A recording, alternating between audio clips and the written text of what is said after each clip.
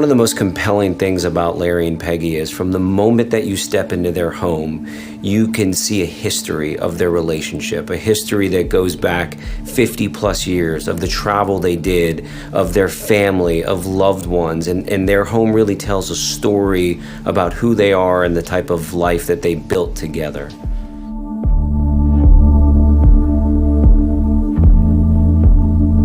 My name is Larry Zeman. My name is Peggy Zeman. Well, to make a long story short, I got hurt. He had taken a pretty serious fall, gone to a local hospital, and ultimately, after a couple days, was discharged and ended up with a very serious and permanent spinal cord injury.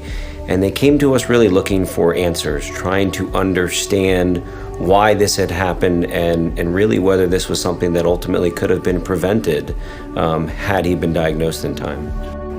That's how it all began from there. Therapy, getting me back. And it was a long, drawn process. Life's been so good, man. Life's been so good to me. And all of a sudden, man, I just sat back. It makes you appreciate the things that before and after. I met Dan when I was in therapy, and he came, and right away, man, it's like a family member visiting you. I mean, it was just a connection like a brother. Larry really isn't a complainer. You know, there was times where we'd almost have to draw out of him the difficulties that he had. You know, really throughout the course of litigation, even though he was the one that was injured, his focus was always on Peggy. His focus was always the impact that his injury had upon his wife, and you could see that every time you interacted with them. And there was times when I said, Dan, I don't know, but let's settle. He said, it's your call.